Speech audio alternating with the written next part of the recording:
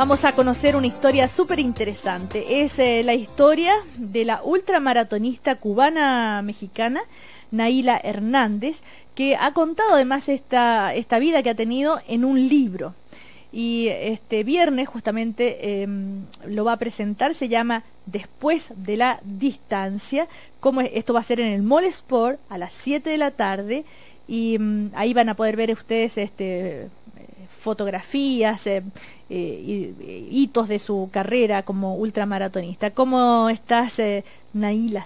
Nahila, está perfecto. Nahila, ya. Muy bien, muchas gracias, buenos días por la invitación. Mira, tiene todavía acento cubano. Obvio.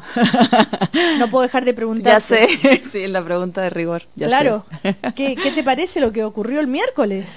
Me parece maravilloso, me parece un hecho histórico, mucho más probablemente de lo que hoy se dimensiona.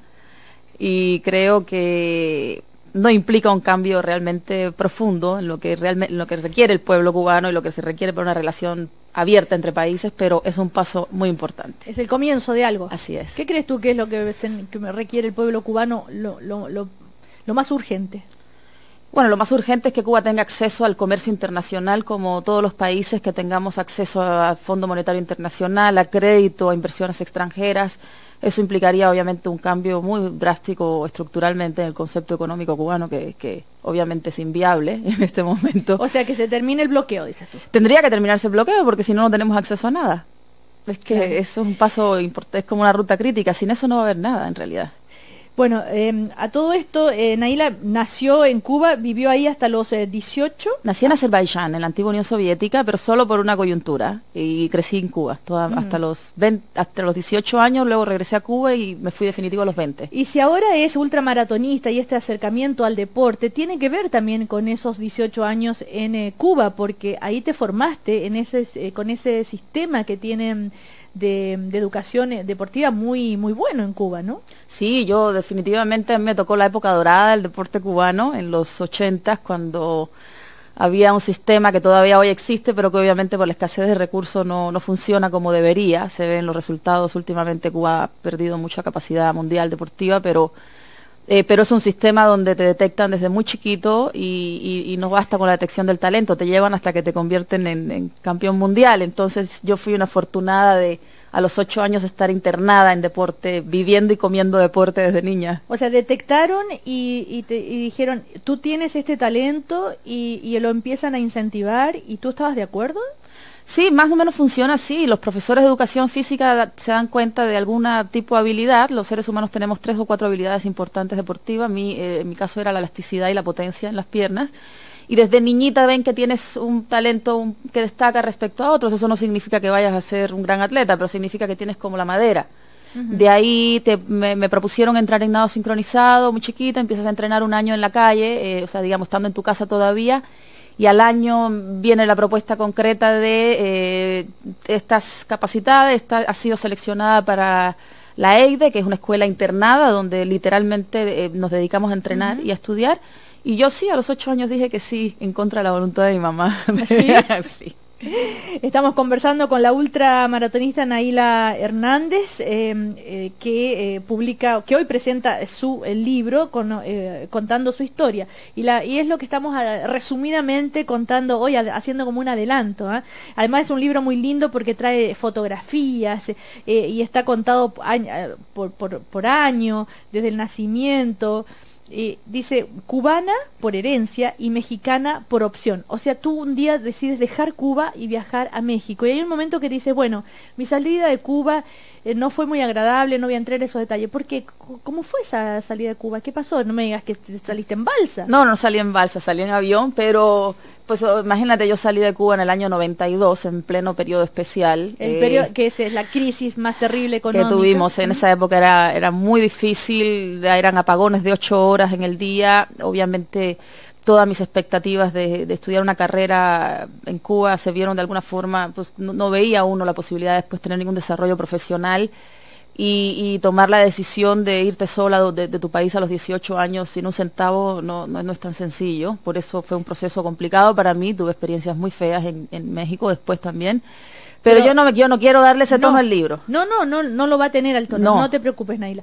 A lo que voy, salir de Cuba, tú tenías que pedir un permiso especial, porque recordemos que no se puede salir, o si sales ya no puedes entrar. ¿Quiere decir que no volviste nunca más a Cuba? No, yo afortunadamente me moví bien por los terrenos de la ilegalidad en México y conseguí una abogada que regularizó toda mi situación. Yo salí para estudiar. Y eso está permitido. Eso está permitido, yo puedo ir a Cuba, yo voy a Cuba todos los años, mis padres están allá, así que no tuve ese problema de estar con la restricción, pero sí tuve que hacer 8.000 cuentos y gastar mucho dinero para poder, y trabajar muy duro para poder regularizarme, digamos. ¿Cuándo es la última vez que estuviste en Cuba? El año pasado, en enero fui. Este año no he ido, de hecho. Bueno, este año fui en enero, de hecho. Claro. ¿Cómo estaba Cuba? Bien, o sea, yo noto que está mejor que en los años 92, 94, pero es un país que está con un retraso económico fundamental, un deterioro de toda la infraestructura terrible, un desánimo bastante generalizado de las generaciones que vinieron detrás de mí, que no sé, la gente que tiene ahora 20 y tantos años, 30 años, no tiene mucha proyección real. Igual el cubano es una raza bendecida por Dios.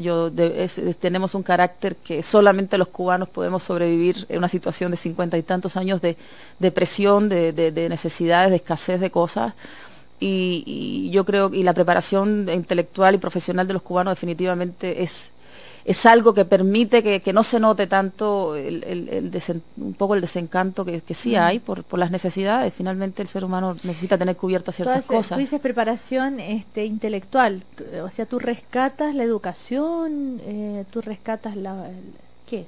Obvio, si es que el que no quiera ver eso es porque estaba como muy, no sé, hay gente muy pragmática acerca del tema cubano, pero definitivamente nosotros tuvimos una formación educativa que hay que destacar. Yo soy un ejemplo de eso. Yo llegué a México y presenté examen en 3 universidades y en las 3 me quedé. Y no me costó nada el examen de admisión. Eso significa que la base que traía era muy buena. Y también yo fui buen estudiante, no significa que todo el mundo, pero es notorio cuando uno habla con un cubano de cualquier nivel, el nivel educativo, cultural que tenemos destaca respecto a otros países latinoamericanos. Y eso es rescatable, y eso hay que quedárselo, eso hay que aprender de ello y reproducirlo lo más posible. Ahora hay otras cosas que no funcionan. Bueno, llegas a México, Naila Hernández, como decíamos, ultramaratonista, que presenta este libro esta tarde. Y ¿por qué dices que fue muy duro? ¿Pasaste momentos muy difíciles en México? Sí, claro, imagínate con 18 años y con una formación en un sistema socialista, México es otro mundo. Aparte México, la Ciudad de México, que es uno de los monstruos del mundo, más de 20 millones de habitantes, con restricciones de tiempo para trabajar porque entré en la universidad inmediatamente, o sea, rápidamente. Sí, pasé mucho trabajo económico, mucho trabajo de tratar de integrarme a la sociedad mexicana, de adaptarme a un mundo que era completamente distinto al mío. Pero ¿qué te pasó? ¿Algo muy terrible? No sé. Pasaron muchas cosas, ¿Cómo cosas feas, porque la percepción que tienen muchas veces de los cubanos afuera es equivocada, y mucha gente se quiere pasar de vivo, se quería pasar de vivo con nosotros, y el hecho de que uno sea extranjero y que no tenga permiso de trabajo, al principio eso obviamente deriva en intentos de abuso de muchas naturalezas, y son situaciones laborales, de todo tipo, sexuales, de todo tipo, sí. Pero saliste... Sí, salí perfectamente bien. ¿Te salvaste? Sí, afortunadamente sí. La educación que traía y la base que traía y la confianza en mí misma, y nunca tuve nada que me fuera mucho más grave de que enfrentarme a eso y salir adelante. A todo esto, vamos recorriendo la vida de Naila, y ustedes, como ven, ella en Cuba habían detectado que tenía estas capacidades, estos talentos. Sin embargo, todavía no hemos hablado de cuándo es que empieza a correr. ¿Por qué te demoras tanto en tomar la decisión y decir un día a los 35 años, ¿sabes qué? Voy a hacer maratones? Porque nunca había corrido. Yo había hecho deporte de otros tipos. De hecho, yo venía del nado sincronizado, que normalmente hay un antagonismo entre los nadadores y los de tierra. Mi mundo era el mundo del agua, y nunca había corrido. Descubrí el correr a los 30 y tantos años, ya como poniéndome en forma después de los embarazos, que tengo 2 niñas, y Así lo descubrí. ¿Qué fue pero un día tú dices, ya, yo me voy a dedicar a esto? ¿Qué fue lo que gatilló esa decisión? Lo que gatilló el deseo de hacer un primer ultramaratón fue una carrera que se hace en Marruecos, en el Sahara, que se llama Maratón de Sables. Es una carrera de autosuficiencia de 250 kilómetros en 5 días. Las ganas de hacer ese evento en específico fue lo que hizo. ¿Por qué es en específico? Porque el Sahara es un lugar que a mí siempre me ha atraído, el mundo nómada, el mundo árabe. Vi las imágenes, vi un video. Ellos producen un video cada año donde se registra los momentos más importantes de la carrera. Es una carrera bastante grande para hacer ultramaratón extremo. El año que yo corrieron 800 corredores, es muchísimo para un ultramaratón. Y yo veo ese video y dije, yo quiero ir ahí, yo quiero ir a hacer eso. Me preparé, fui, me fue bien. ¿Y qué dijo la familia? Bueno, ahí los hijos, estás loca, no sé. Bueno, más que eso, la gente del medio sí me dijo mucho que no iba a poder con ese paquete, que en realidad un ultramaratón eran palabras mayores y que yo ni siquiera era corredora, pero pues no contaban con que tenía una base de 30 años de deporte y una necedad muy fuerte por hacer lo que me propusiera, así que me fue muy bien. Y la decisión de ser ultramaratón la tomé en el Sahara. Cuando estaba allí corriendo dije, esto es lo que yo quiero hacer. Naila, ¿qué es lo que aporta esto de correr? ¿Por qué decides escribir un libro? Porque de alguna manera cuando uno escribe un libro y cuenta su historia es porque quiere transmitir algo, quiere contagiar a los demás de esta pasión, ¿no es cierto? ¿Qué gana uno corriendo? Gana herramientas muy fuertes para la vida cotidiana, obviamente gana salud, gana bienestar, gana felicidad, porque estás endorfinada el día entero, lidias mucho mejor con el día a día, lidias mucho mejor con la frustración, con el estrés, con la presión económica, con todo. Ya no hablemos de que te ves mucho mejor, de que físicamente estás bien, estás en forma, puedes comer casi lo que te da la gana y no estar sufriendo y matándote de hambre como suelen hacer la mayoría de las mujeres. Y más allá de eso te da muchas cosas para la vida cotidiana, la capacidad de adaptarte, la tolerancia, la resistencia mental y física a la adversidad. Podríamos estar todo el día hablando de eso. Claro, pero no todos tenemos tal vez tu talento, tu naturaleza, que es la mejor para ser deportista y maratonista. No, lo que pasa es que no tiene que ser a través del ultramaratón. Si lo importante es obviamente que lograr que culturalmente, que es un poco respondiendo a tu pregunta de para qué es este libro. Bueno, el libro es en función de muchas cosas, tiene muchos objetivos. Uno de ellos es dejar un legado a mis hijas que hoy no entienden del todo lo que yo hago. Pero el más importante es el de la congruencia con el sueño de cada persona. Una persona que se conecte con su sueño individual, con su sueño personal y luche por él y lo convierta en viable en su vida personal, habrá ganado parte de lo que estamos conversando, habrá ganado tolerancia, resistencia, congruencia, muchas cosas que le van a funcionar en el resto de su vida. El libro se llama, recordemos, Después de la distancia, Naila Fernández, claro, porque ella toma distancia y observa cómo ha sido su vida, cómo ha llegado a esto, todo lo que ha logrado, y entonces lo puede contar, ¿no es cierto? Si tú tuvieras que describir cuáles son los hitos de tu carrera como ultramaratonista, ¿cuáles son los que rescatan, los que más orgullo te provocan? ¿Como resultado deportivo te refieres? ¿Sí?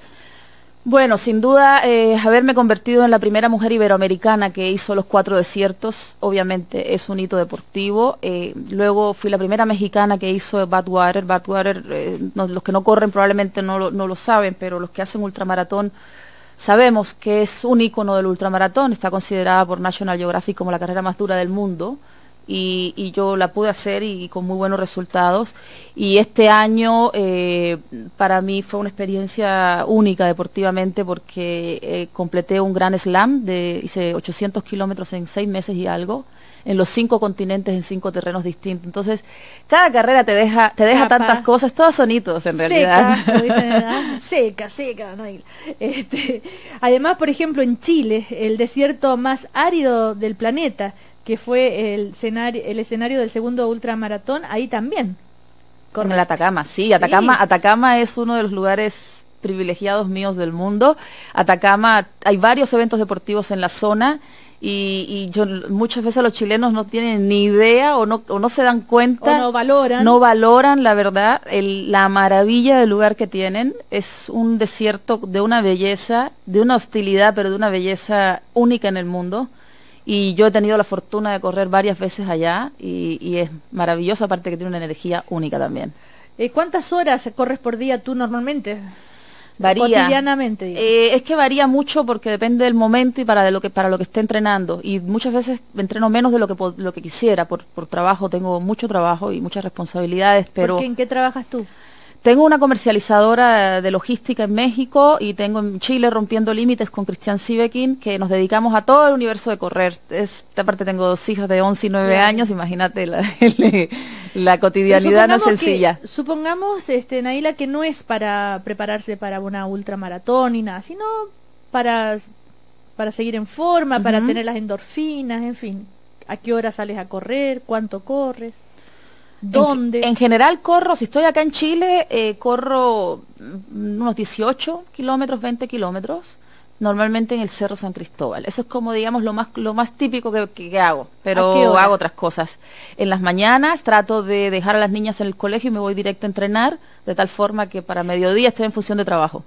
Quisiera, más que usar la palabra entrenar, a ver si nos puedes transmitir esto, que yo yo jamás voy a correr una maratón, ni la ultra ni la nada, pero tal vez puedo correr un poco. Pues sí, es que es dar el paso, es salir de tu casa y darle la vuelta a la manzana, es activarte deportivamente. Una persona que empieza con media hora que va intercalando entre caminar y trotar, créeme que va a sentir una diferencia importante. Obviamente, no sé, una persona que entrena para maratón no necesita más allá de 1 hora, 1 hora y media al día. Esa es la realidad. Es mucho menos de lo que le dedicamos a ver televisión. Es cuestión de elección, es cuestión de darle el valor que tiene el deporte, debería ser como comer. Ahora, muchos dicen, ¿cómo correr en Santiago, una ciudad llena de contaminantes? Al final corremos y nos enfermamos más. No, porque correr te da muchas más defensas y te hace más resistente. Esos son mitos, son puros pretextos para no pararse a hacer. Y luego andamos caminando en los moles y caminando, o sea, es exactamente lo mismo. Y además en Santiago hay tantos lugares donde salir que puede una persona, en vez de pasar 3 horas dando vueltas, viendo tiendas, podría irse al cerro a caminar con sus hijos o en bici. ¿Qué zapatillas, más que la marca, no importa si dice la marca, pero las características de la zapatilla para correr, ¿qué dirías tú? Que te queden bien, en realidad la base tecnológica de casi todas es la misma, es puro cuento la mayoría, me van a odiar, pero es la verdad. ¿Cómo que puro cuento? Las zapatillas juegan muy poco en las lesiones. A mí me viste Brooks México, deportivamente, pero que sean técnicas, que sean de correr, no salgan con zapatillas de tenis ni con zapatillas de fashion, o sea, tienen que ser zapatillas de correr, obviamente. ¿Qué características tienen las zapatillas de correr? Las zapatillas de correr tienen una calza distinta a las otras porque tienen una estabilidad, un nivel de amortiguación diferente. Hay para diferentes tipos de pisadas, hay personas que pisan hacia adentro, hacia afuera, para no hablar de términos técnicos, y gente que pisa neutral. ¿Y qué sé yo cómo piso? Eso es muy fácil, con verte caminar, hay sobrepronación o hay supinación, pero muchas de las marcas tienen en las tiendas también ya herramientas para ayudarte a guiarte con ese tema. Nosotros en Rompiendo Límites, parte de lo que hacemos es asesorar a las personas que están iniciando o a los que ya están corriendo en cómo equiparse adecuadamente para hacerlo. Es súper importante la zapatilla, sí, porque si no lo haces bien te puedes lastimar. ¿Qué es también? ¿La zapatilla es lo más importante y después qué? Así como para empezar, en realidad es un deporte barato. O sea, ponte un short, una camiseta, una zapatilla, no sé, porque para caminar media hora, 1 hora con agua, o sea, ni siquiera requieres bebidas isotónicas, eso ya para entrenamientos un poco donde hay más pérdida de minerales, pero no se requiere nada. A lentes y bloqueador solar. Claro, ahora en verano bloqueador solar, por favor. Sí. Ahora, tú dices, cada cierto tiempo reviso si estoy luchando lo suficiente por mis sueños, si me dejo desgastar por la cotidianidad, por la dinámica a mi alrededor. Siempre busco regresar porque creo que es la forma de vivir que quiero. Así es. O sea, Y eso esa reflexión nos puede servir a todos, hagamos lo que hagamos, ¿no? Obvio, si es que es lo que te digo, el correr y lo que yo hago, finalmente, porque ese es mi sueño, y mi sueño se llama correr ultramaratones, pero aplica la misma lógica y aplica la misma congruencia y los mismos principios, la misma metodología, si le quieres llamar, a todo. Sencillamente yo estoy sujeta a las mismas presiones que todo el mundo para orientarme hacia otras cosas que me alejan de lo que yo quiero hacer.